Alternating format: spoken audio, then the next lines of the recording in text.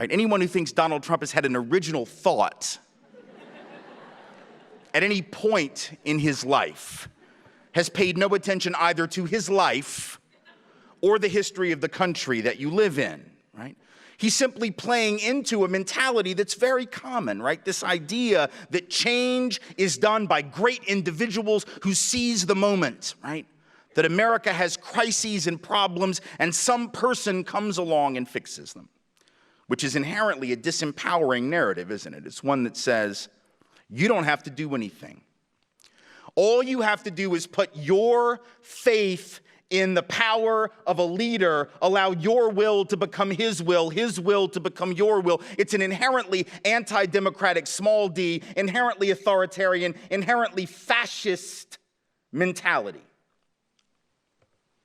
And there's another theory of America and another theory of social change, and that theory lives in a building that is literally 2 blocks from the new home of Donald Trump. It resides in the Museum of African American History and Culture, which if you have not had the opportunity to visit it, you should take the time, make the effort, and go. Because in that building, 2 blocks roughly, long blocks, but still, from Donald Trump's new home, where he will spend at least a little time when he's not locked away in Trump Tower or Mar-a-Lago. In that building, one sees the alternative version of America. Hello everyone, welcome once again to AfriPost. I hope wherever you're watching us from, you're having a great time. Now I came across another fantastic clip by Tim Wise talking about how blacks have been disadvantaged in America. I want us to listen to it before I say anything, then we shall talk about it at the end. Let's watch. That's some crazy shit right there. That's a lot of people. And y'all are applauding. You have no idea what I'm going to say. That's not true. Some of y'all know exactly what I'm going to say. That's why you came. All right, well, we'll see what happens. First of all, I want to thank all the folks who made this possible. We put this together sort of relatively last minute, couple of weeks, and I really appreciate all the effort that went into making that possible. I want to thank the folks who are here from SHREDS, showing up for racial justice, who are, as they are in 120 different chapters around this country, working every day to try to engage white folks on these issues of race and trying to figure out how those of us called white in this country can work in solidarity and allyship, real allyship, not just the word, but the deed with people of color. And that's the work we need to do. So for all those white folks who I've been white a really long time, I know the handshake, I know the code words, right? We don't really have code words, folks of color, just so you know, but we might as well. Those of us who are white and often ask, what can we do? What do we do now? How do we help? There's no more excuse for not knowing the answer to that question, or at least not knowing where to look for the answer to that question, because there are folks all around this country in the last 3 years who have been engaging that question, and I want to thank those folks from SHREDS who are here to do that. Couple of things. First of all, I'm really glad you're here. Like I said, it's a great audience, a big crowd, and there's an overflow room. They're still working on making sure it's set up and everyone in there can hear the event as well.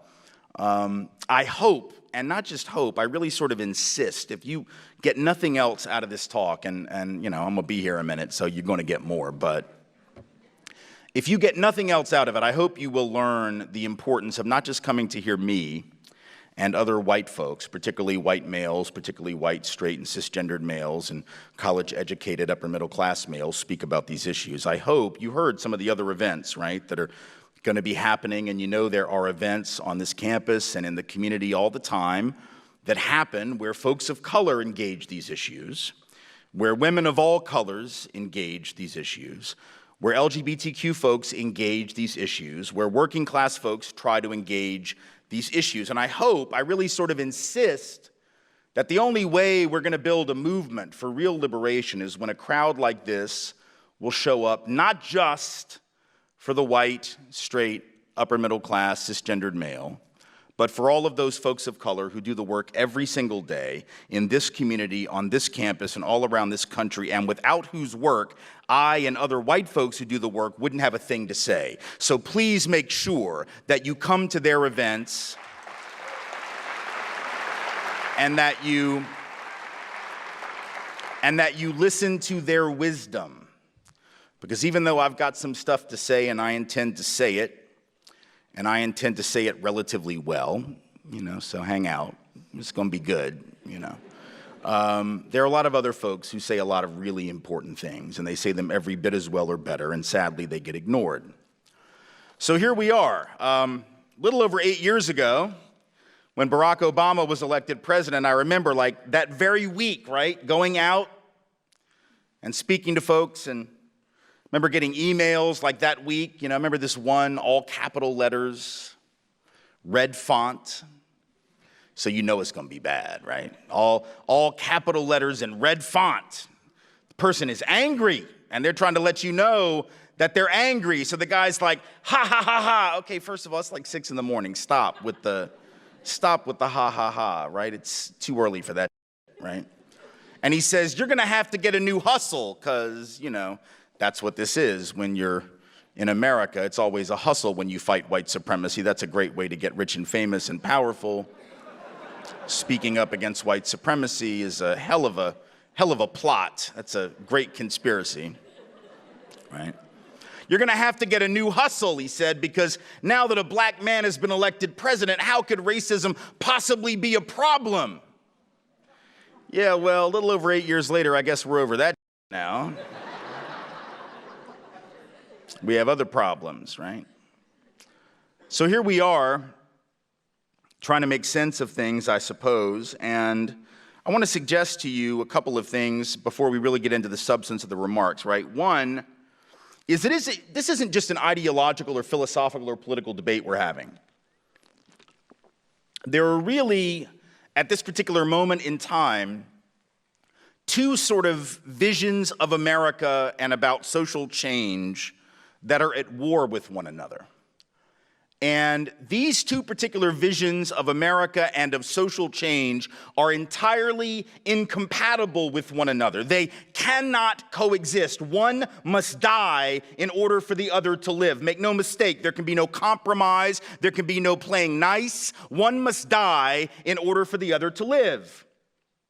And the two theories of America and social change are basically this. Number one, the sort of great man theory of America and social change, right? Which is a very long-standing theory, this idea that we have problems and along comes some great individual, usually a dude, right? Who's going to solve all of our problems, right? You just elect the right person, you hire the right person, you have the right person in charge of stuff, and things get changed. And that's a very long-standing theory, right? It's actually what we learned. To be honest with you, it's what we were taught, probably going back to like 8th grade American history, because if you think about how we learned history, it was always a collection of quote-unquote great men, right? It was about great generals who fought wars and won certain battles. It was about great founding fathers who created this wonderful country, blah, blah, blah. It was about great entrepreneurs and industrialists who built the economy, right? That's how we learned it. It wasn't a collective history. It was an individual history. Into that historical framework and theory walks a man like Donald Trump, who is all about that mentality, right?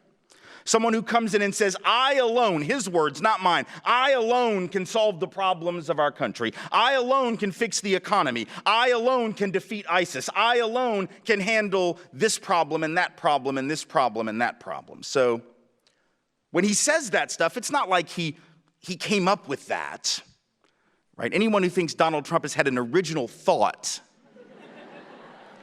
at any point in his life has paid no attention either to his life or the history of the country that you live in, right? He's simply playing into a mentality that's very common, right? This idea that change is done by great individuals who seize the moment, right? That America has crises and problems, and some person comes along and fixes them, which is inherently a disempowering narrative, isn't it? It's one that says, you don't have to do anything. All you have to do is put your faith in the power of a leader, allow your will to become his will to become your will. It's an inherently anti-democratic, small d, inherently authoritarian, inherently fascist mentality. And there's another theory of America and another theory of social change, and that theory lives in a building that is literally 2 blocks from the new home of Donald Trump. It resides in the Museum of African American History and Culture, which if you have not had the opportunity to visit it, you should take the time, make the effort, and go. Because in that building, 2 blocks roughly, long blocks, but still, from Donald Trump's new home, where he will spend at least a little time when he's not locked away in Trump Tower or Mar-a-Lago. In that building, one sees the alternative version of America, and most certainly the alternative version of change in a social context. Because what does that building tell us? It tells us about a nation that is about pain amid promise and promise amid pain. It tells of a country where all of the change that has come has been the result of the collective efforts of committed people waiting on no man, on no great leader to solve their problems. When you walk through that museum, you begin to see how change really happens. It does not come from the top, it comes from the bottom. It comes from the people. You walk into that museum and you begin at the bottom level. They go down 10 stories and start at the bottom with the enslavement of African peoples and work up. It is both symbolic and more than that. It is suggestive of how history unfolds and how change happens. And by the time you get up there, several levels above, right, you begin to see how the collective change, everything that has made this country anything remotely worth defending or supporting, has been the result of the collective action of people who would not settle for the great man, who would not settle for the great leader, who would not settle for the empty promises and the rhetoric of fools. And so you come into one part, and I don't want to spoil it for you, but tickets are hard to get right now, so it might be a minute before you get in, so I'm going to tell you what I have to tell you. There's a part where you come in, there's a statue of Thomas Jefferson. And it's dark. The lighting's about like it is in this room. It's on purpose, right? Statue of Jefferson, and behind him on the wall, lit up quite a bit better than his statue, right, is an engraving on the wall of words from the Declaration of Independence, which he wrote, of course, at least most of it. And the first part of that, right, all men are created equal, endowed by their Creator with certain inalienable rights, among these life, liberty, and the pursuit of happiness, right? And those words are lit up, and his statue is in the dark, and behind him is something even darker. There's like this structure, and you can't quite tell what it is when you first come in. It's like these sort of dark, looks like boxes of some sort, almost like the size of shoe boxes, and they're all painted dark, and you don't quite know what they are, and you get a little closer, and you begin to see that they're shoebox-sized bricks, basically, right? They look like bricks. They're intended to be bricks, and they all have names on them. And you get a little closer, and you look at what the names are, and if you don't figure it out within a few seconds, the docents will be happy to tell you what the names and the bricks represent if you haven't figured it out already, right?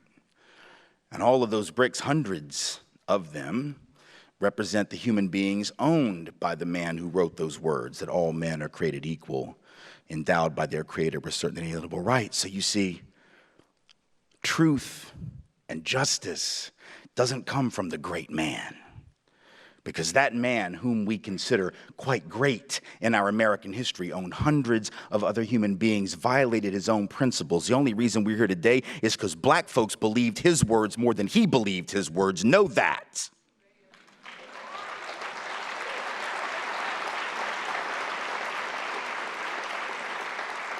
And then you move on, and you see some other things. There's an auction block from which human beings were sold by great men, quote unquote. An auction block on which we're told Andrew Jackson once stood to give a speech. Nat Turner's Bible is there. There's an axe handle that used to belong to Lester Maddox, segregationist governor of Georgia. He used to, before he was governor, run folks out of his restaurant with an axe handle who were black. And you're reminded as you walk through this place, Emmett Till's casket is there. You're reminded of something very important for us right now, and never forget it. And what is that lesson? That lesson is that folks of color have been overcoming bigger and badder than Donald John Trump for a long time. And if you think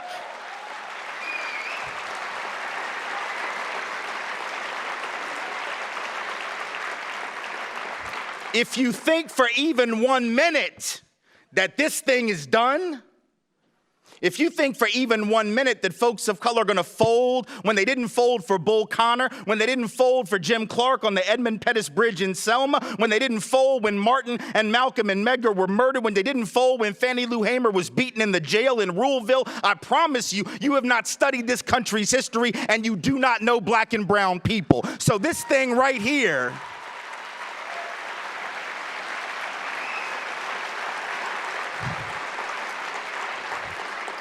this thing right here is just beginning.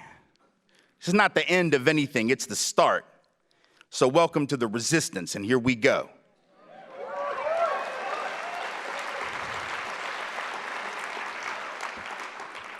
So what does this mean in real terms? See, here's the thing. This is what concerns me. Having said everything that I just said, I also importantly want to point out that this is not about Donald Trump. It's just a recent manifestation of some really old. You know, if you saw the SNL skit like the week after the election, right? Chappelle and Chris Rock on the show, right? These white folks up in their crib in Brooklyn were all freaking out. They're like, how could this happen? My God, how are people this racist? And see, the two black folks were like, really? Y'all are shocked by this? Like, this was like, we just call this Monday, you know, this is. People of color weren't really shocked. That's not to say that people of color aren't upset now. There's a difference between being surprised that it happened and shocked. Maybe folks didn't think it was going to happen, but that doesn't mean that you were like, oh my God, how is this possible, right? You know, like, things happen, right? And so we got to understand that even though some of this stuff is new in the sense of maybe the level of extremity or the level of danger that we're looking at right now because of some historic circumstances, some of this stuff is really old. Like the struggle right now isn't really that different than the struggle 6 months ago. It's not really that different than the struggle a year ago or 3 years ago or 5 years ago. The struggle for police accountability, it's not any different. It may be harder, right, with an administration that is not going to investigate police unaccountability the same way, that's not going to attempt to hold police accountable for the things that they do nearly as much even as the last one. The last one didn't do enough either.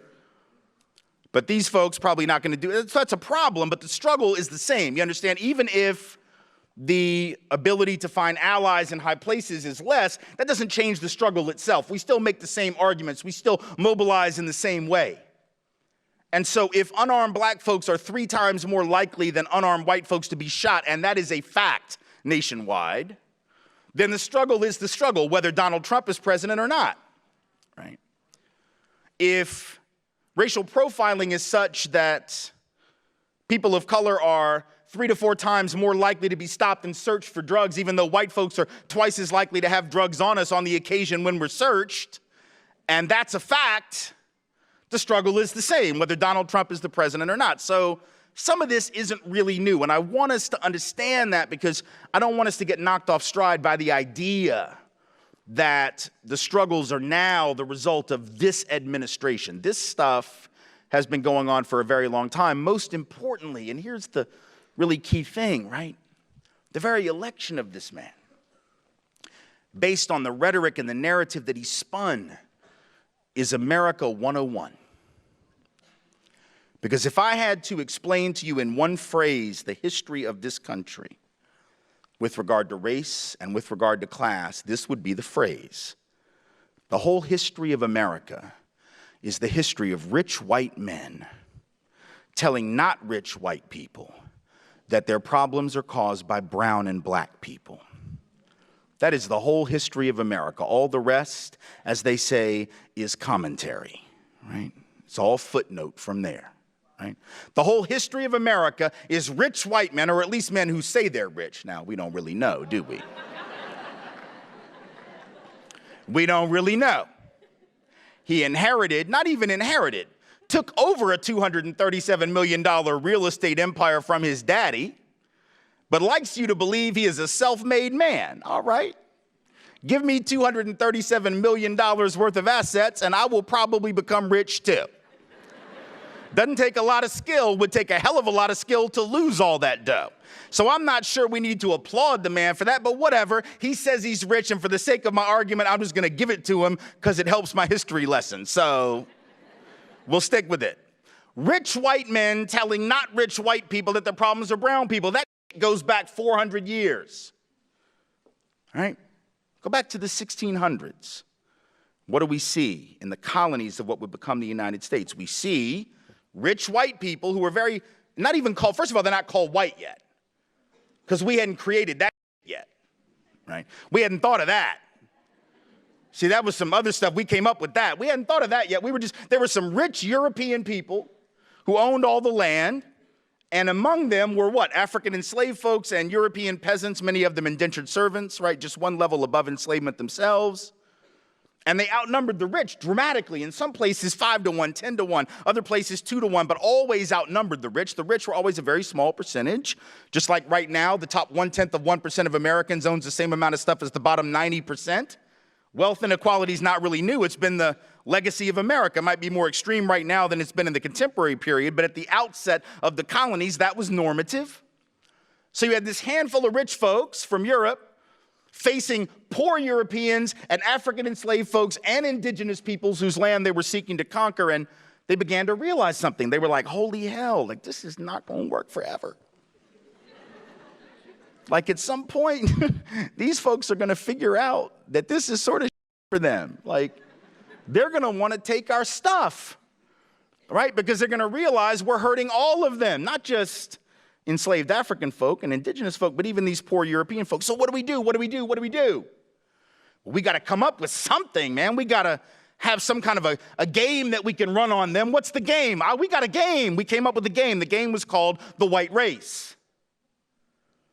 Right? This game was called, let's create this new fictional thing. We're going to call all these European people white people. Now, you know that's like not real, right? You think that Europeans thought of themselves as one big happy family? This is what's so funny about these white nationalists that are coming out of the woodwork in the wake of the Trump campaign. They act like whiteness has some historical pedigree. The hell, you think Europeans loved each other? Man, we spent most of our time trying to kill each other. The English hated the Irish hated the English. Northern Italians didn't even think that Southern Italians were Italians. Germans hated everybody. And the world felt the same way about them. Europeans spent most of our time trying to kill each other, or in the colonies of what became the United States, trying to figure out who the witch was. That's the history of Europeans. You're a witch. Well, you're a warlock. Well, we're gonna burn you at the stake for not worshiping our Lord the right way. That's sort of what we did, right? So the idea that we were one big team called white people is absurd. Whiteness became a concept created for one reason only, and that was to succor poor, working class, immiserated, peasant Europeans into believing that they actually were on the same team as rich people. So if you tell them, oh, well, you know, you're white now. Oh, yeah, I know. Wow. We've been kicking your ass forever, but now we're going to put you on the slave patrol. Oh, yeah. We're going to give you a horse and a badge and a gun and let you keep those black people in line for us, right? And these working class white folks on the slave patrol, the ancient precursor, if you will, to modern policing, right? Working class folks, see, because the police ain't rich and neither were the folks on the slave patrol. It was who rich people hired to protect their from everybody else. So you get these poor white folks, put them on a horse to control enslaved people to do what? To ask for their papers when you see them out. Let me see your papers. Let me see your identification. Who do you belong to? Ultimate stop and frisk, 16 and 1700 style. Racial profiling, 16 and 1700 style, right? Prove that you belong in this community. Show me that you're legitimately in this community. Prop 187, 1600 and 1700 style. Anti-immigration, 1600 and 1700 style. And it was poor and working class white folks that got pulled into that because what, it made them feel like they're part of the team. Oh, I'm on the team now, I'm white now. For real, because these other white folks, they don't love you. They would starve you. They did back in the old country, but now they gave you a taste of power. They gave you what W.E.B. Du Bois called what? The psychological wage of whiteness, right? And that won't pay your bills, but it'll make you feel better. It puffs you up, right? It's like, I may not have much, but at least I'm not black. I may not have much, but at least I'm not indigenous. I may not have much, but at least I'm not Mexican when we jack half of their country in a war of aggression that we started. I know that's not... I know that's not what they taught you in 8th grade, but that's how that actually went down. You may not have much, but at least you're not Chinese brought to work on the railroads and build them from dusk to dawn and dawn to dusk to build the transcontinental economy of this country. So you may not have much, but at least you're better than them, see? And so you create that mentality. You divide and conquer working class coalitions. You give European people just a little bit of taste of power and say, those are your enemy. And then that works for generations. And then we come up to the Civil War era, right? And it's still working, right? My folks from the South, I'm from the South, lived in the South all my life. And the only difference between those of us from the South and the rest of y'all is we know that our stinks, see? For real, like, those of us in the South who are white, we know we have an issue. White folks in California, not always clear on that, so y'all need to get clear.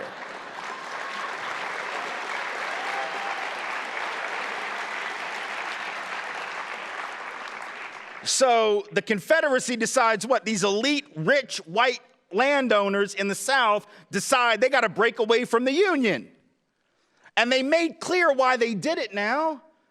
150 years later, we lie about it. My people lie about it. We act like it wasn't about slavery. Oh my goodness, no. Wasn't about that. It was about states' rights. Well, what right do you think they were fighting for, Buttercup? Do you think they were fighting for the right to determine the proper recipe for a mint julep? The proper way to smoke a pork butt? No, they were fighting for one right only, the right to own other human beings and to extend ownership into those newly conquered territories to the west as a result of that illegal war with Mexico, et cetera. So had nothing to do with states' rights in the abstract. The Confederate leaders said so at the time. They said, Alexander Stephens, vice president of the Confederacy, the cornerstone of this new government is the idea, the great truth, that the Negro is not the equal of the white man. That's what he said. He didn't talk about trade policy. He didn't talk about tariffs. He didn't try to lard it up with a bunch of bullshit. He just said straight up it was white supremacy because they weren't ashamed at the time. Now we've reinvented history, act like that's not it. But at the time, they were clear. Now here's the trick, though. Here's the trick. This is where it gets crazy, because when you got a bunch of rich folks that are saying, we need to go to war to protect our property interest in human beings, but now we're not going to fight. Because rich people don't go to war. Rich people not going to fight, whether it's in 1861 or in 1969. Rich folks don't go to war. Rich folks get doctors to write bullshit notes saying they have heel spurs so they don't have to go to war. And if you don't know who I'm talking about, Google that shit when we're done. Rich people don't ever fight to protect their stuff. Rich people don't believe in fighting. They believe in getting poor people to fight for them.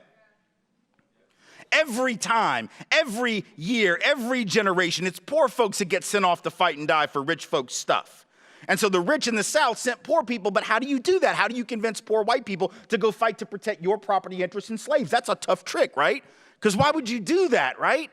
Like, why would you go fight for a rich person's property? Like, I'm not rich, but I got a nice house. And for those of you who were students, just because, like, you're students, I probably got more than you. So even though I'm not rich, right, I'm just saying, like, probably, because I've been a little older, I've been around a minute, so if I were to call y'all up on the phone next week because there was like an enemy army invading my block or some shit, and I was like, hey, y'all, look, there's an army, they're coming, yeah, they got tanks and they're about to take my stuff, but I don't feel like fighting because I just want to sit out on the back porch and have a drink. Why don't y'all come and protect my stuff for me? You'd be like, yeah, I like the speech and all, Tim, but no. Like, that would be it. Like, you wouldn't do it. But these poor Southerners and working class Southerners without a pot to piss in the South, they went and fought, and hundreds of thousands of them died to protect the property of the rich. Why? Because the rich said, hey, if these folks get free, they're going to take your job. No, fool. They already have your job. You get that, right? Because if you're white and you got to charge $1 a day to work on that farm, but the owner can get the black guy or the black woman to do it for free because they own them, guess who gets the gig? The free labor, right? Because people like free, right?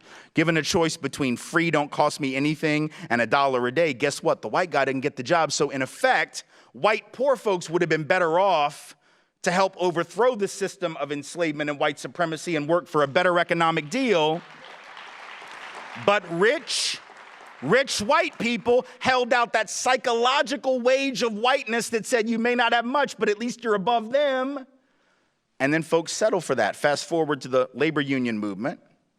Same thing was happening. You had rich corporate owners that actually collaborated with some union leaders in many cases to keep unions segregated. Now that's interesting, isn't it? Why would a labor leader fall for that? Right? Because you got to think about it, but they did, because they would say, oh, well, we can't have black people and Mexicans and Chinese labor in our unions. It'll reduce the professionalism of the working class. No, fool.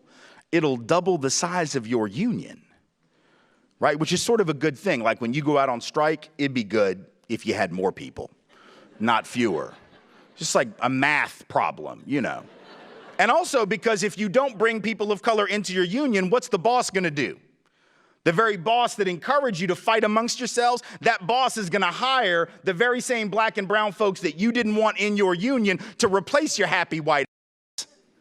And then you're going to get mad at who? The boss? No, you're going to get mad at the black and brown labor who, quote unquote, took your job. See, some shit doesn't change. Rich white folks telling not rich white people that their jobs got taken by people of color. Fast forward to the present, we got somebody swearing that if we can just build that wall, but just that one wall on the southern border, because we don't trip about this one. We just trip about this one, not that one. We're not worried. I guess we're not worried about crafty Canadians trying to figure out how to sneak into this country to take advantage of our superior health care. All right. We're just worried about these folks. But it's not about race. Remember, it's not about race. It's just about legal and illegal, even though 40% of the people in this country who were, quote unquote, undocumented didn't even cross the border. They're not undocumented at the time they cross any border. They came on legal visas, be they work visas or educational visas, overstayed those visas. A disproportionate number of those are not, in fact, from south of that border. They are overwhelmingly disproportionately from places like Canada, like Europe, not from Mexico, Central and South America, but we scapegoat some and not the others because, again, it's about rich white folks or presumptively rich white folks telling not rich white people that their problems are brown. It has nothing to do with facts. And by the way, the idea that if you build a wall, jobs are coming back, for real? Does anybody understand economics at all? Do you actually think that, like, the nation's capitalists are sitting around just waiting? They're like, holy shit, I hope they don't figure out that they could just build a wall. Do you actually think the capitalists are like, we've got them, we've been screwing them for years, we haven't been paying them right, we've been, not giving them benefits, but if they build that wall, we're gonna have to give them all a raise. Really? Do you think that's how it works? You build a wall and then all of a sudden the jobs come back? No, the wall doesn't stop capital from moving. Neither does a tweet, by the way. An angry tweet doesn't actually cause a company to change its plans. If you think that an angry tweet makes a multinational corporation decide, oh, holy hell, well, he's mad at me on Twitter, so I guess we'll just keep the jobs here. You know nothing about economics at all. Right? A tweet's not going to change, neither is a wall going to change capital mobilization. Capital's always going to be free to cross borders. Goods are always going to be free to cross borders in search of the highest price, capital in search of the highest return. The only thing a wall does is chain labor to its country of origin. And if you have a policy that chains labor to its country of origin but allows capital to move wherever the hell it wants, so I can still move my company south of the border, I can still move to Sri Lanka to take advantage of less labor protection, environmental protection, etc. All you've done is tilt the game against labor permanently, and not just labor south of the border, but labor north of the border as well. Labor in this country would be far better off to have more folks here who were fighting for justice, who were fighting for better wages, who were fighting for better benefits, not something like a wall or a deportation policy that would limit the ability of those folks to mobilize for radical change. That is not a pro-worker policy, but it is very much in keeping with the mentality that says to those non-rich white folks, your problems are those people. And as long as we can keep folks thinking that, we're not dealing with the real problems. As long as we can keep people focused on that. See, that's the divide and conquer mentality that has existed for generations. There is nothing new about it. And we've been falling for it for hundreds of years to our own detriment. So we have to be prepared to actually deal with that. What does that mean? What does it mean to not know that history? See, it's not just a history lesson, right? It also helps to explain what's going on right now. History, sometimes we don't get why it's relevant. We sit in classes learning history and we think like, why do I need to know this stuff? And I understand because a lot of times it's taught in a very sterile kind of way and sort of boring way. And it's like, why do I need to know this, right? Why is this important? Why can't we just ignore this? Well, a lot of reasons why you can't. Just as one little point, because, white folks, we love to do this, right? White folks, particularly around race, we like to say things like, why can't black people just get over it? Like, slavery was a long time ago, all right? Why can't they just move on? Well, this is sort of precious coming from people who set off fireworks every July 4th. Because that's some old shit too, right? Like Independence Day, that didn't happen last week, right? We didn't break away from the British last Thursday. That's some old shit. But we're still celebrating that. So when it's stuff that makes us feel good, we love it. When it's stuff that makes us feel better than others, superior, like we're the greatest people in the greatest country ever struck off from the forehead of God Almighty, oh, we'll remember that forever. We just don't like the stuff that brings us up a little short, makes us look a little less than superior, maybe not quite as good as we'd like to believe. If you don't understand why the past affects the present, particularly around issues like enslavement, putting aside the inheritance of wealth and the lack thereof, part of which is certainly an explanation for why currently the median white wealth is 15 times the median African-American wealth and 11 to 12 times the median Latino wealth. Certainly that has something to do with history, who had access to resources and who didn't. But putting aside that, let's just understand something. The only reason Donald Trump is president right now is because of a little thing called the Electoral College, which was put in place by folks. See, we got this revisionist history that we've been spinning for the last couple of months about the Electoral College. Oh, it was put in there to prevent tyranny. For real, you think? Do you really think that? Because I don't think that. Right? That might have been one of the things that folks were concerned about, but it was also put in because folks like the folks in Virginia, in the bigger slaveholding states, right, didn't want direct democracy or anything even remotely like it because it would have hurt them because so much of their population was not enfranchised, right? So much of their population in some areas, 40% or over half of the people in some of those slaveholding states were what? Disenfranchised, counted as 3/5 of a human being, not considered people. And if you had anything remotely resembling direct democracy, those states would have been harmed by that. So in fact, the Electoral College was in part a compromise with slaveholding states, states who were dependent upon enslavement as a mechanism of economic development so as to improve their political position vis-a-vis non-slaveholding states. So if you don't understand how slavery, because this is the point, right? Even if you don't think racism was key to Donald Trump's own campaign, which, suggests to me that you might have been asleep for the last several months, even if you believe that, understand that racism in the 1700s white supremacy embedded in the structure of the country at the founding of the country is most definitely implicated in his election, because without the obeisance to the Electoral College, without that compromise, we know he would not be president right now. So that is why we have to think about the past, and that is why the past affects the present. See, inertia is not just a property of the physical universe. It is also a property of the socioeconomic and the political universe that we have to address. And it's important for us to address that as a systemic matter. See, this is the other problem. We talk about race and racism, right? That I think we got to move through if we're going to be effective. Because ever since the election, it's been very, it's easy, I suppose, for people to, and they ask me this a lot, and you've probably, sort of come up upon these kind of conversations where people are, do you think Donald Trump's a racist? Donald Trump a racist? Are all of his supporters racist? All of these are the wrong questions, right? It isn't really about whether he's a racist or whether his supporters are racist or not. I would never, first of all, assume that all of anybody's supporters are anything.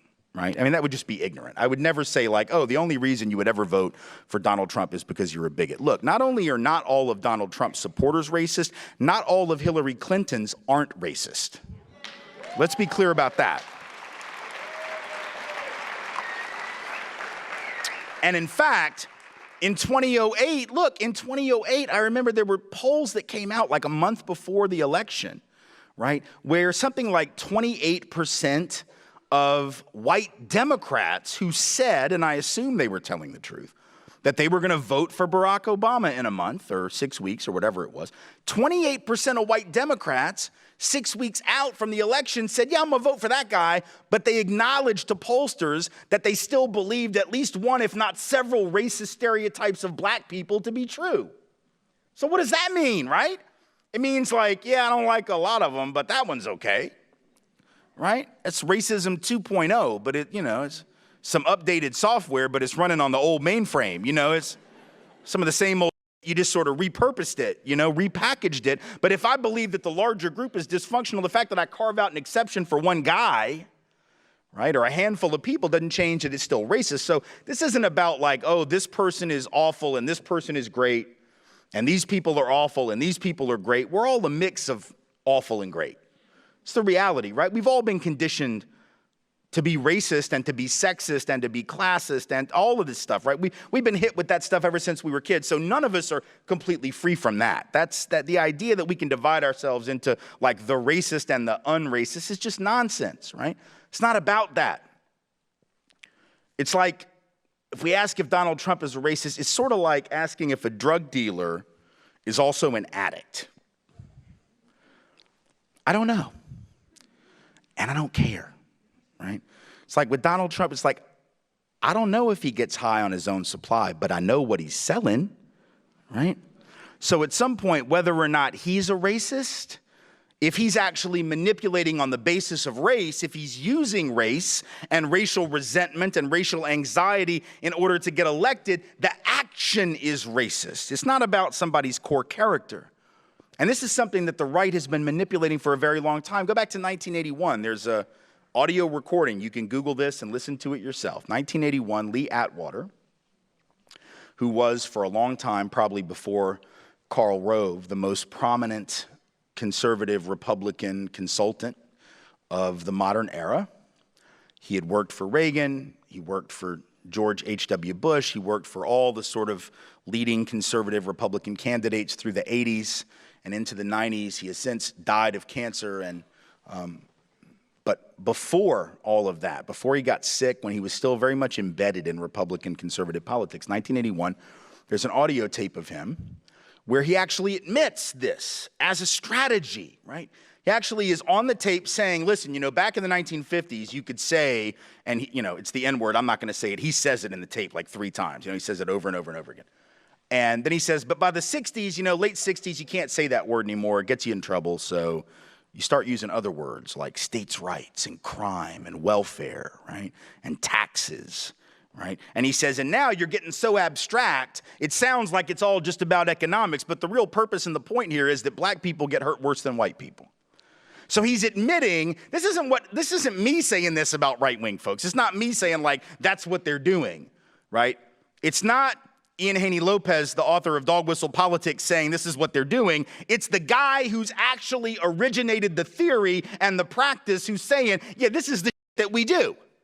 We just make up words and make up concepts, and we sucker people with these ideas to actually hurt black folks. That is what we do.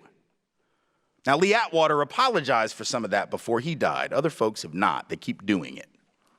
Right? And so when Donald Trump gets up and says, now see, the difference, right, is that like, there's a difference because Atwater was all about the dog whistle and Trump is like about the bullhorn, right? Like the dog whistle is he used coded language, but Trump was just like, screw it, Mexicans are rapists, right? And we're gonna stop Muslims. He didn't really learn all Atwater's lessons. Like Atwater been like, dude, just like, could we talk a minute? Like you're not really doing this right. Like you need to pull back. But by the end of the campaign, he was learning, right? He would talk about when he would address black folks, right? Of course, he never actually addressed black folks. He would go into white suburbs around black cities and talk to white people about black people. So he went to the suburbs of Milwaukee and had an all-white audience where he talked about the inner city, which is just interesting phrase, right? Because we haven't used that phrase to describe urban space in like 25 years. So he's still stuck in a mentality of, 25 to 30 years ago. He's like, the inner city is full of carnage and it's falling apart. Everything's terrible. You can't walk out the street without getting shot. Now, at the time, remember, everybody said, oh, you know what he's trying to do? He's trying to signal to people that he really cares about the black folks. He's trying to signal to those suburban white folks who might want to vote for him, but they're sort of like, oh, I think he's racist, that he's not because he cares about the black. That wasn't what he was doing, right? What he was doing by reminding white folks about how dangerous and dysfunctional and pathological and horrible black folks in the city were was he was reinforcing their stereotypes and saying to them, I'm the one that can solve this problem. He wasn't signaling concern for those communities. He was and he was lying. He was lying because, in fact, violent crime in this country, including in black communities, is roughly half of what it was in the early 90s. That is a fact.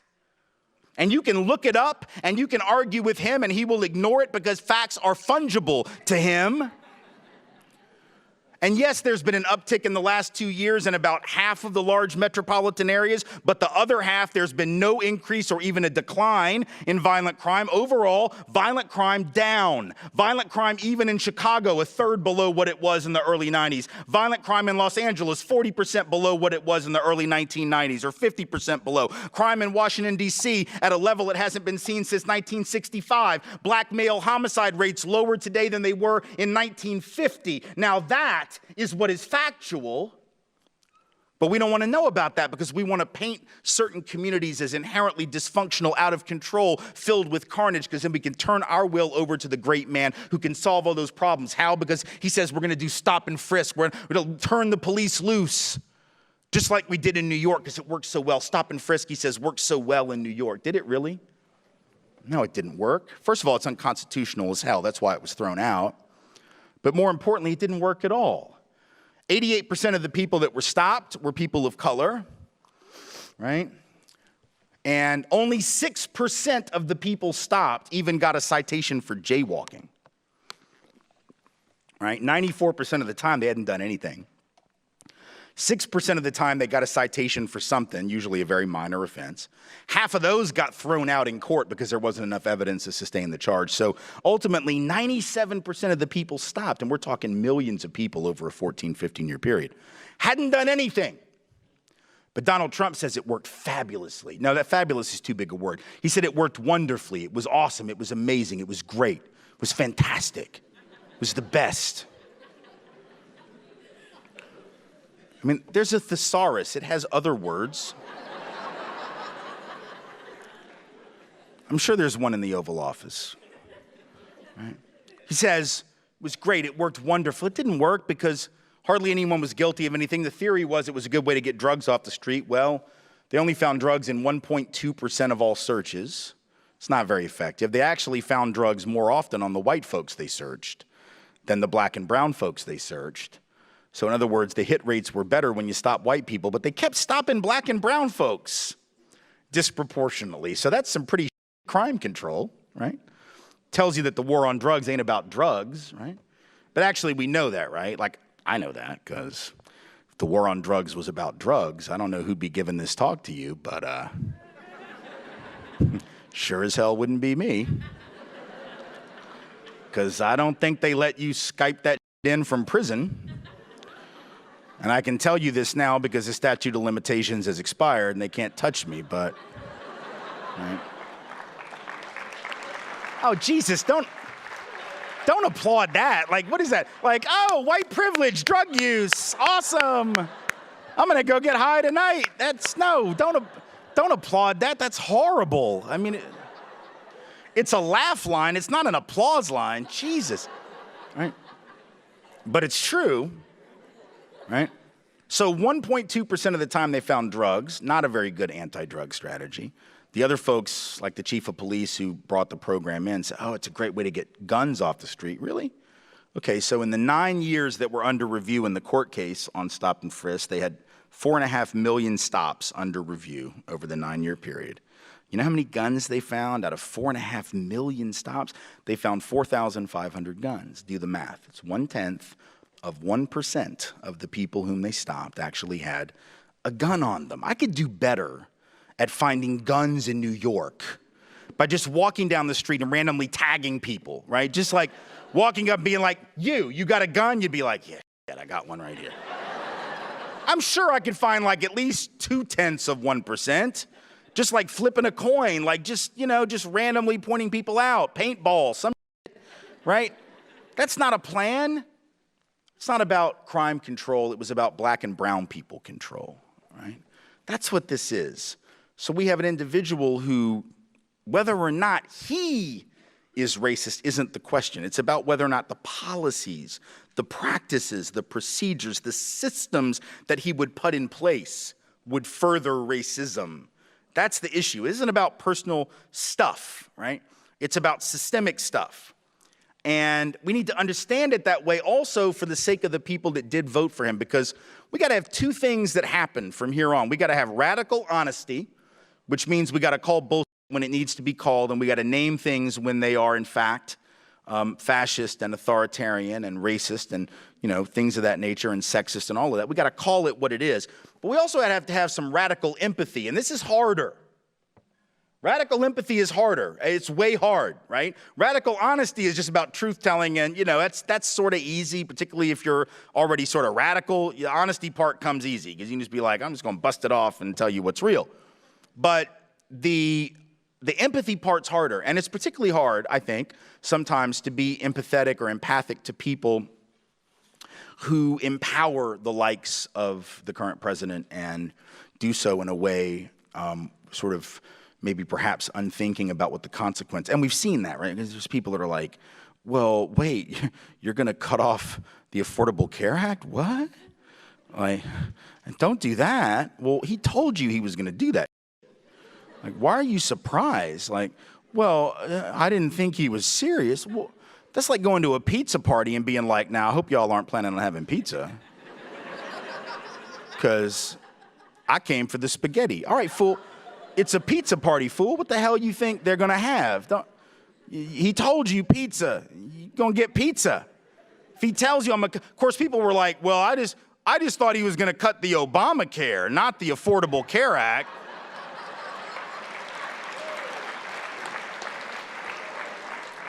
Just the Obama part, just the part where they make me Muslim and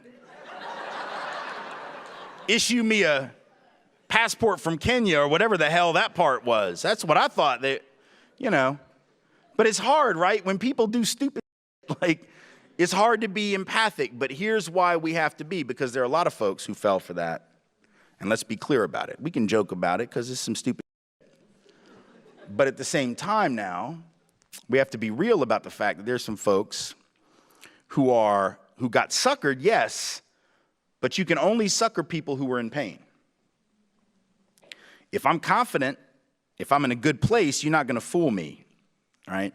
If those peasants back in the 1700s hadn't been struggling and suffering, they couldn't have been fooled that way. If those poor white folks in the South hadn't been struggling, they couldn't have been fooled that way. If those folks on the labor unions hadn't been struggling, they couldn't have been fooled that way, right? We don't act on our best impulses when we're in a bad place. So if you've seen all these reports the last couple of, well, about 6 months to a year, right, about the opioid crisis, right, the heroin crisis and over-the-counter opioid addiction crisis in white America, right, in rural areas, small towns, yes. And there's actually a correlation between the level of opioid addiction and the vote for Trump. There's actually been interesting maps that have been created that show that the areas with the greatest levels of opioid addiction were some of the biggest support for Donald Trump. I don't think that's a coincidence.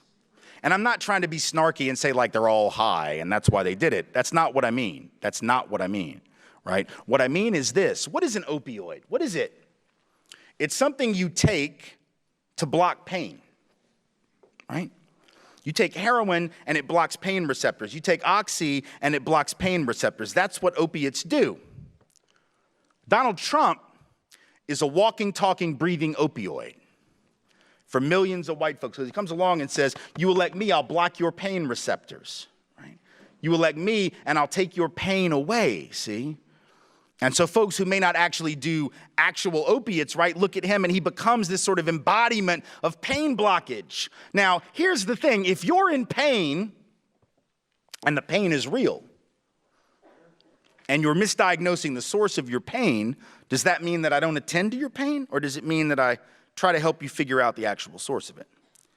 If I have a pain in my side and I decide to consult Dr. Google, which is never a good idea, by the way. Dr. Google will have you thinking you're going to be dead by the morning. Let's be honest.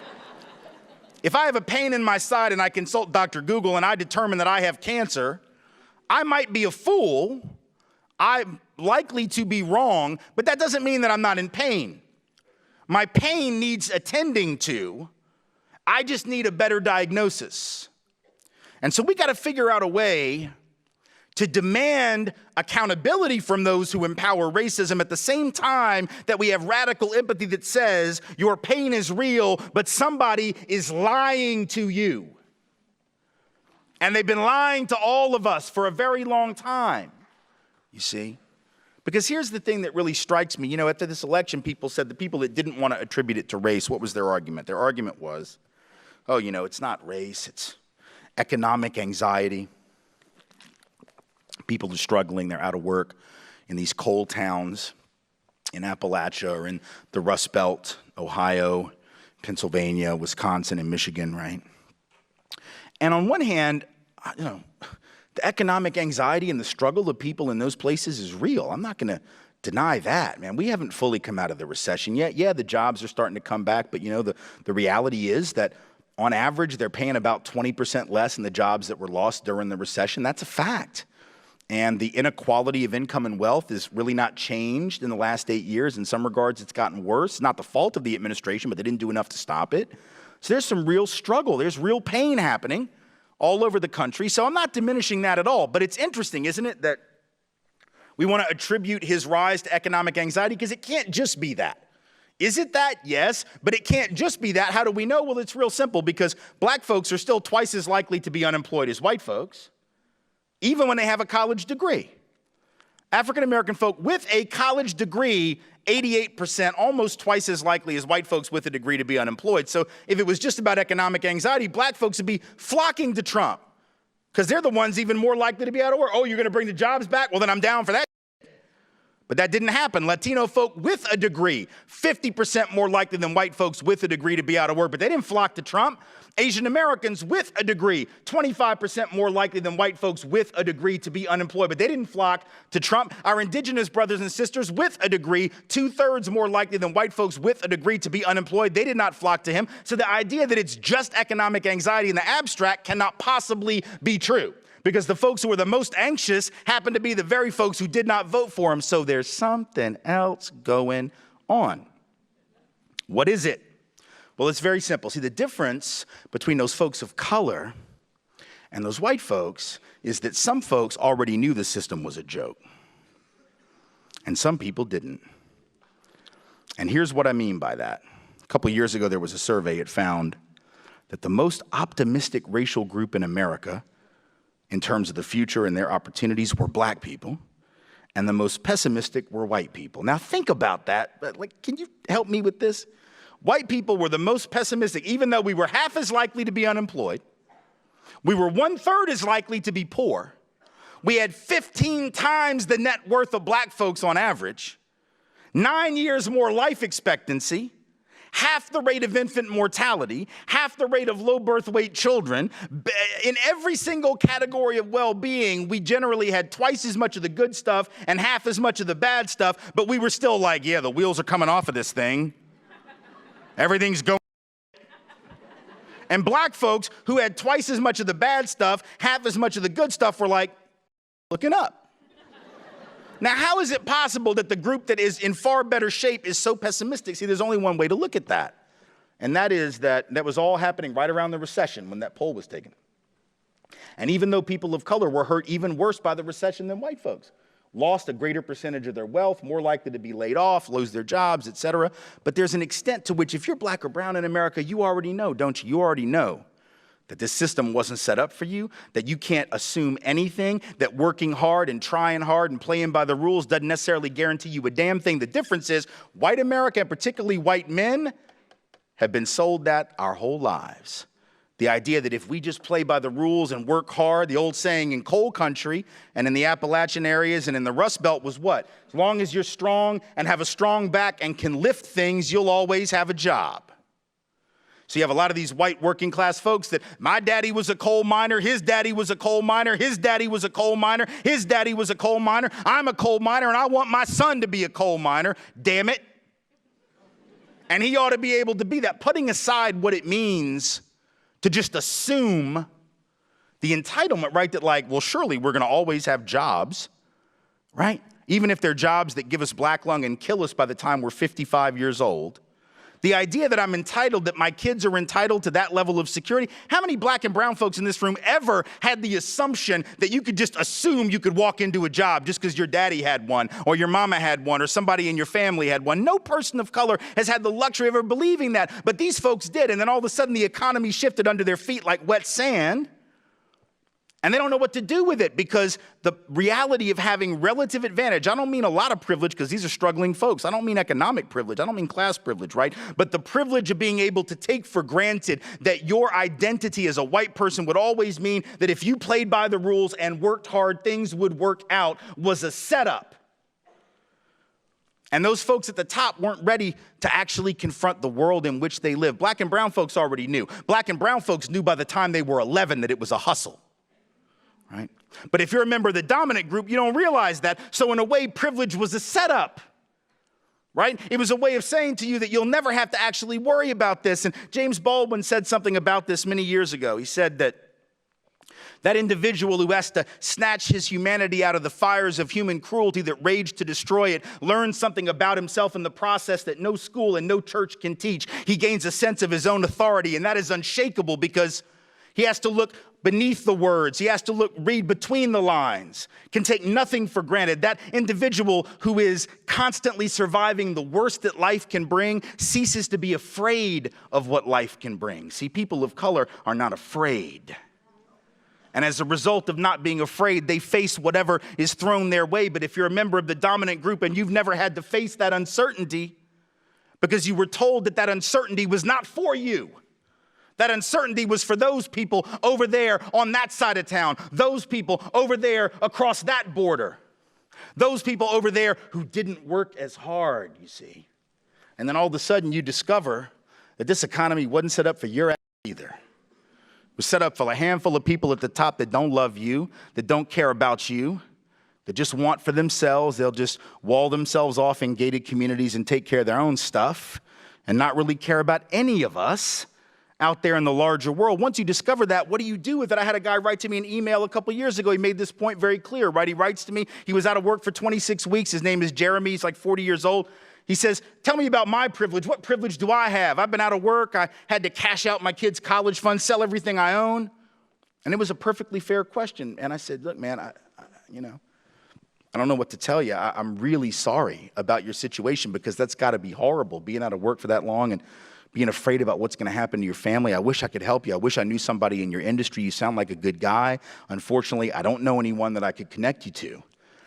And I said, but I am really sympathetic to your situation, and I think it's really a damn shame that anybody is facing 26 weeks of unemployment without certainty about what they're going to do to pay for their health care or take care of their kids' education or, pay their mortgage or whatever. I don't think that should happen.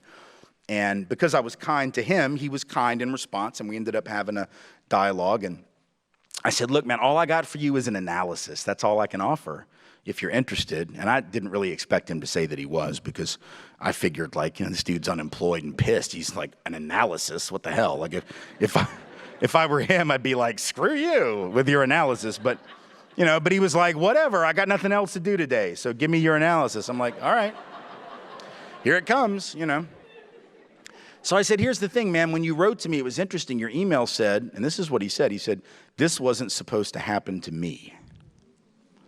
Very specific, right? He said, I did everything right. I played by the rules. I worked hard.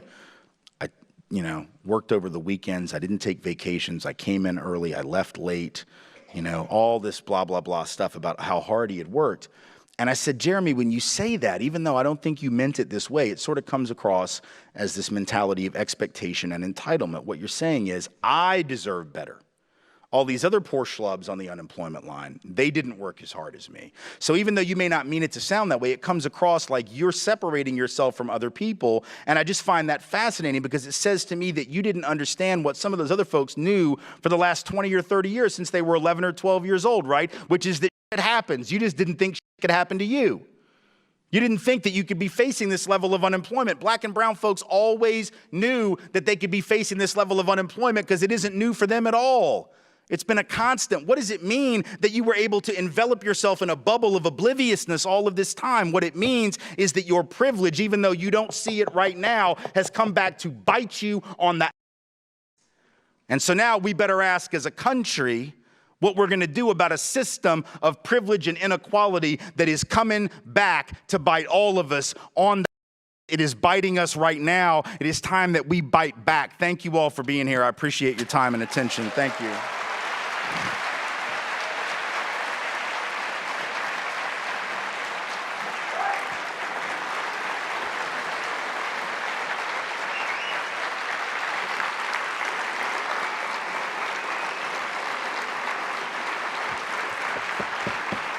Thank you. Thanks.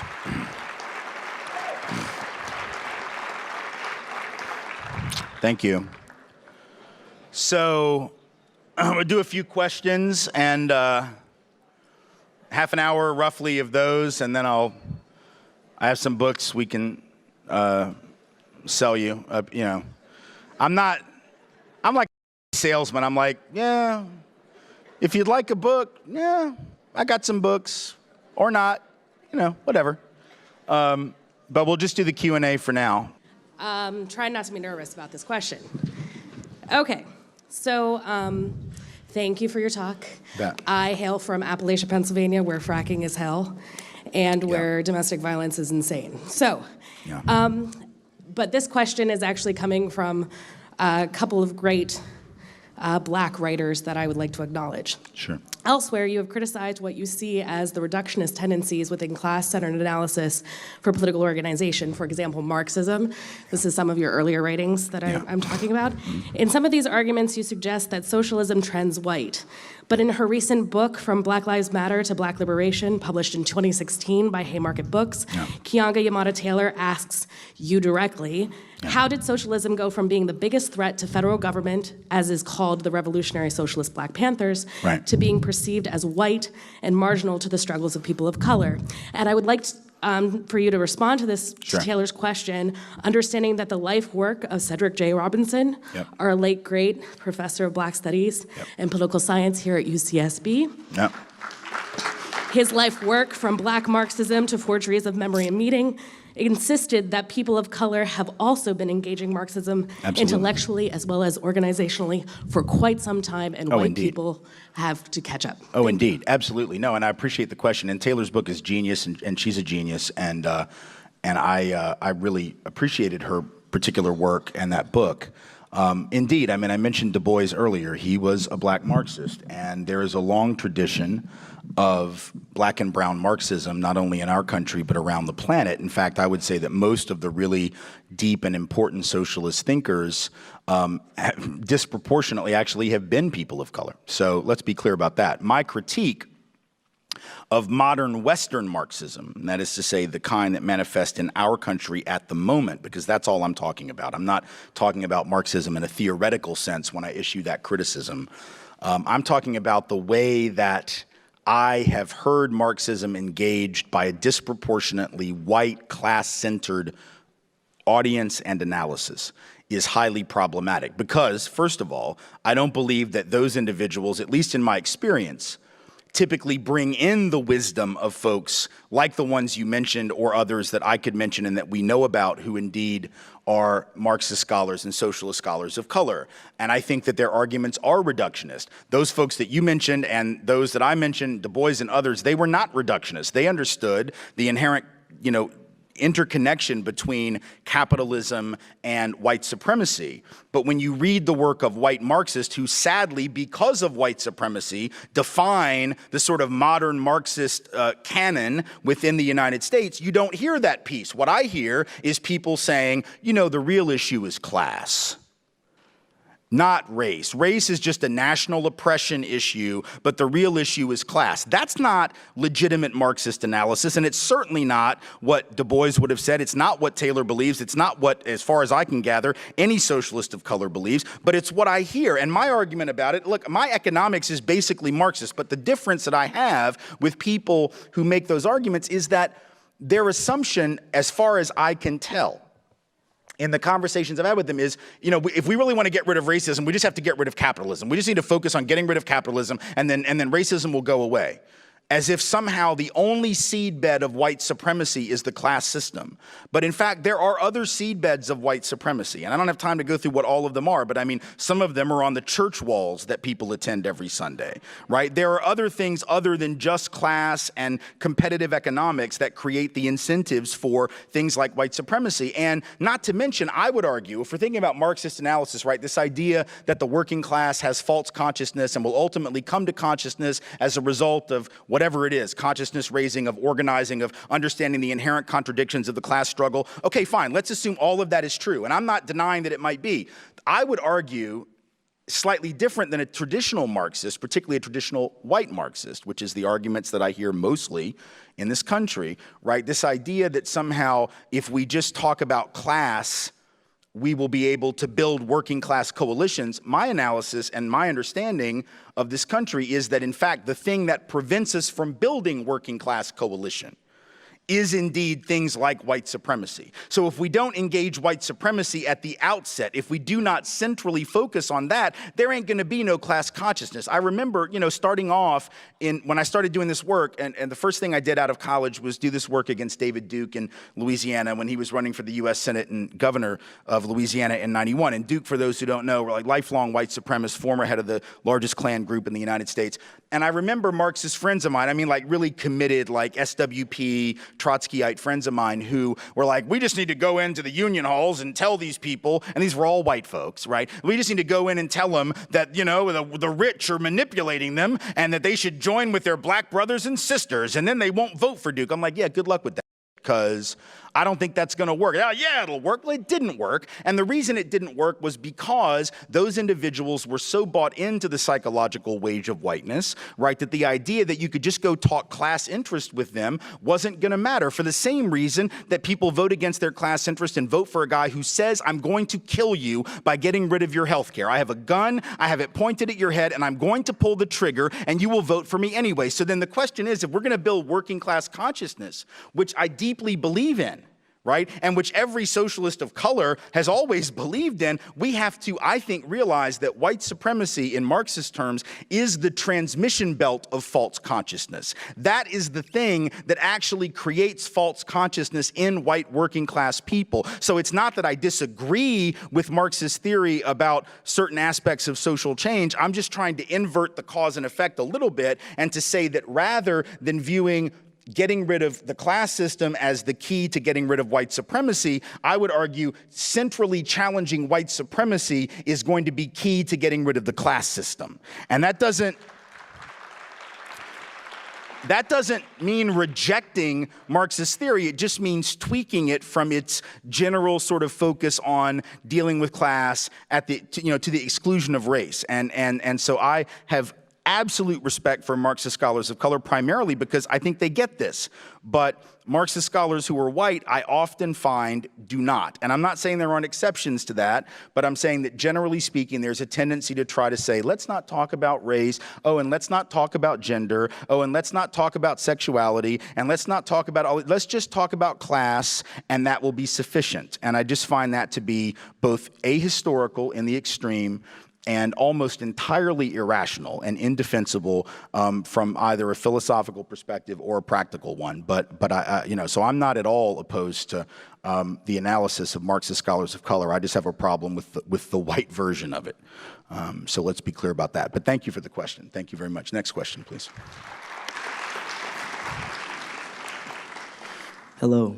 My name is Evan Quash. I'm a first year here. And first, I want to say thank you for coming out. I've been a huge fan of yours for years, your authorship and your work as a whole. My question is, since you yourself have had the luxury of attending an integrated school with the high Black or person of color representation at a young age, and you were able to develop a sense of radical empathy and understanding, but unfortunately, due to de facto housing discrimination and redlining throughout this country, that is not a reality for many white Americans in this country. Right. So therefore, how do anti-racism activists such as myself work to create a sense of radical empathy and understanding within white Americans? I think it's a good question, because for those who don't know the backstory, it was easier in a way for me. I had a lot of things going for me other than just the white male part, which was big enough. But I mean, just even the right? I mean, like, that's the obvious part. But with regard to your question, I did have this sort of really different white experience. I went to preschool at a historically Black college, and so from the earliest years, my peer group was, mostly Black folks, and the teachers that I was around, the administrators were, the authority figures were mostly, women of color. And so definitely growing up in that context and then going to integrated schools in Nashville right after DSEG had started, at which point they were, 38, 40% kids of color, certainly made a difference. And you're right, most people don't have that. I think what we can do in the absence of that, and let's be honest, that alone isn't enough. I mean, that helped, but I went to school with a lot of other white folks, and they ain't doing this, So it's not like every white person that grew up in those schools, like, Dr. Pello, who is a friend of mine, who is here at this institution. We went to schools together. He'll tell you, there are not a lot of white folks, even though they went to those schools and know him, and they're not doing this work. So that's not an automatic anything, right? But it certainly helps. For those who don't have that, there are other things that we can do. And I think some of those things we can do more now than we ever could because of the growth of alternative media and the growth of the web and social media and different ways of communicating. There's now access to so much more information. Back then you would really, even 20 years ago, 15, even 12 years ago, maybe 10 years ago, you would really have to put in some pretty significant labor to come up with information that could even sort of apprise you of a different narrative. So if you didn't have the growing up experience, you were going to have to really dig. You were going to, 20 years ago, when I've been doing this work for 26 years, you were going to have to go and find books and go to the library and, and I mean, there's nothing wrong with doing any of that. We should do all of that. We shouldn't rely only on the internet for our information, God forbid. But the reality is that now you do have some access to the narratives of other people. You have access to the truth as understood by people whose truth has been ignored for so long. And so whereas I was a little kid learning to respect Black authority at 3 at Tennessee State University in a preschool program, I mean, but we can still learn that, even if it's at 18, even if it's at 28, even if it's at 38, by immersing ourselves in the narratives of other people, and in starting with what seems like maybe a radical assumption, but it's really a very basic one. Because really, if you think about it, what was it that I was taught as a kid? I was taught, in effect, without being taught didactically. It's not like anybody sat me down and said it, but when you're 3 and your teachers are black women and most of your peers are black kids, what you're being taught indirectly is to assume that other people know their reality better than you do. Right? I mean, that's sort of the implicit lesson is they are the authorities on their lives and they are just as good an authority about things as anyone else, and you should respect their authority. So the problem is most people haven't had that experience, and then we start questioning black authority and brown authority, and we question other people's sense of reality. So all I would ask us to do, even if you've never had the benefit of that experience that I had as a kid, which maybe primed me to have a slightly different take, is to just ask yourself the fundamental question: who is most likely to know their own, right?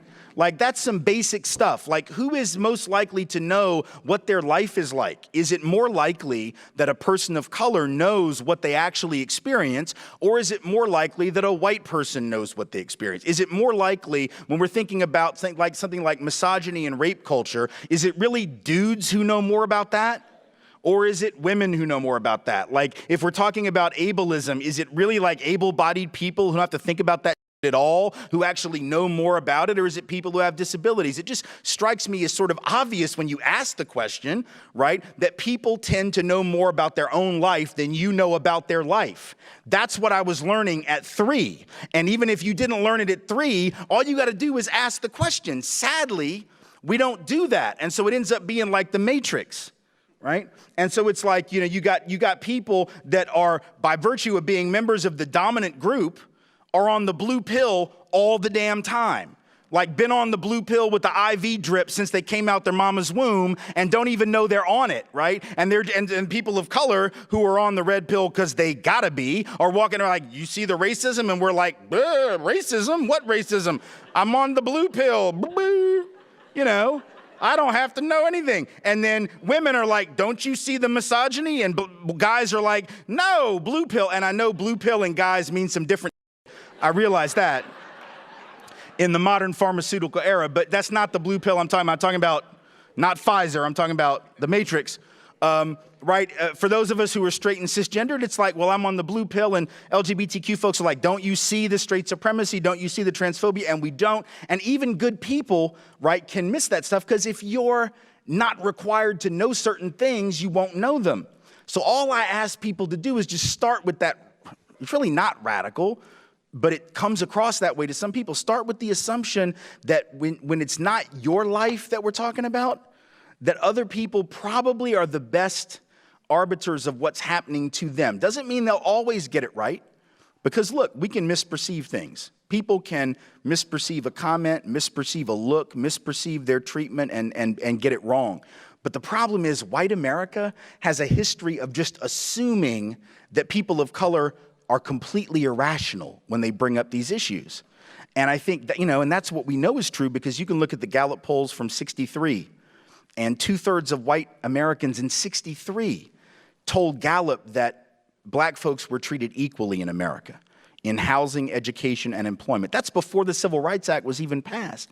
What does that tell us, right? It tells us that even at a time when it was blatant, white folks were so blue-pilled that they didn't see what was going on, even though they were mostly good people, right? These are mostly decent people, but they're just like, yeah, I don't see it. And no one ever just simply stopped to ask them, like, do you really believe that you know someone else's life better than they do? Now, some people probably would have said, yes, I absolutely believe that.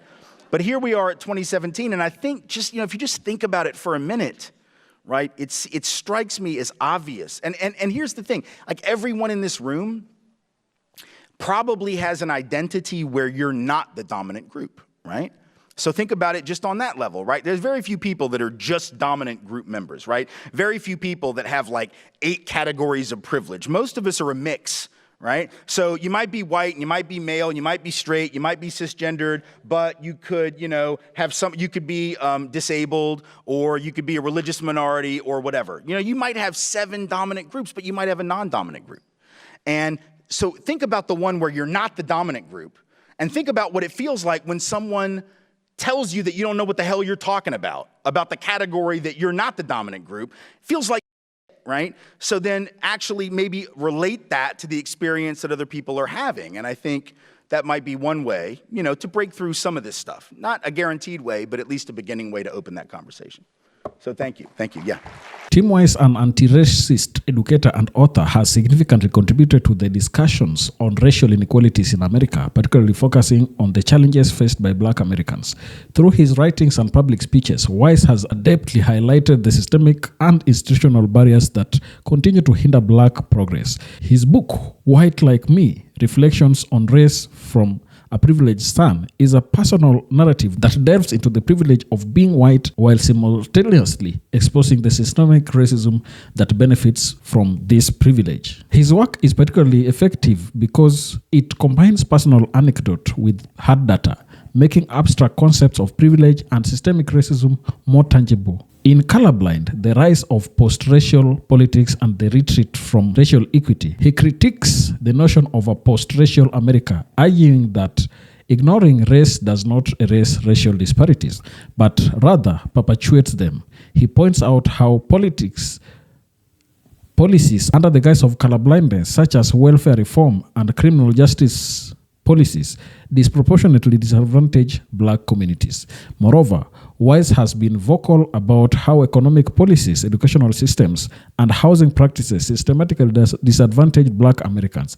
He discusses how redlining, predatory lending practices, and school funding based on property taxes create and perpetuate cycles of poverty in Black neighborhoods. His analysis often includes the historical context, linking current disparities to past policies like Jim Crow laws and segregation, showing that these are not just remnants of history, but active ongoing processes. Through his activism and writing, Wise encourages white Americans to acknowledge their role in these systems, not as overt racists, but as beneficiaries of a system designed to keep racial hierarchies intact.